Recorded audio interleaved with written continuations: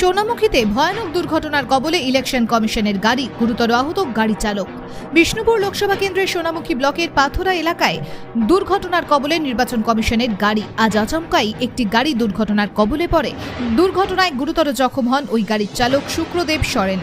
এই ঘটনাকে কেন্দ্র করে এলাকায় সাধারণ মানুষদের মধ্যে ব্যাপক চাঞ্চল্য তৈরি হয়।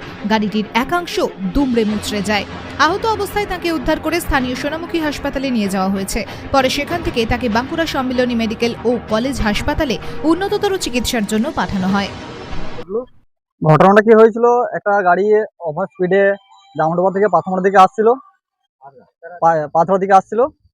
তো নিয়ন্ত্রণ হারিয়ে গাছের সাথে ধাক্কা মেরে এই অবস্থা হয়। আপনারা সেটা দেখতে পাচ্ছেন।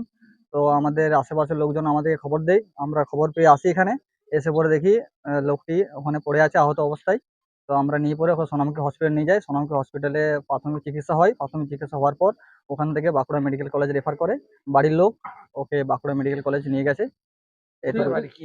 কোথায় বাড়ি কি নাম সেটুকু তো জানা নেই, যেটুকু আমার মনে আছে আর আত্মীয় স্বজনরা বলছিল পাঁচাল সাইডে বাড়ি। তো গ্রামের নামটি এই পর্যন্ত আমার মনে নেই। গ্রামের নামটি কি? পাঁচাল সাইডে বাড়ি, কিংকরি, আশা করি কিংকরিয়া বাড়ি। গাড়িটা দুর্ঘটনার কবলে পড়েছে, গাড়িটা কি কাজের সঙ্গে যুক্ত রয়েছে? গাড়িটা কি কাজের সঙ্গে যুক্ত রেখে জানি না। তো ওই স্টিকারে লেখা রয়েছে ইলেকশন কমিশনের স্টিকার লেখা রয়েছে, এইটুকুই আমরা দেখতে পাচ্ছি। তো লোকটি কি করে না করে সেটুকু আমরা এখন পর্যন্ত কিছু জানা যায়নি। এত বড় ভয়ানক দুর্ঘটনা ঘটলো, কিভাবে ঘটতে পারে বলে মনে হয়?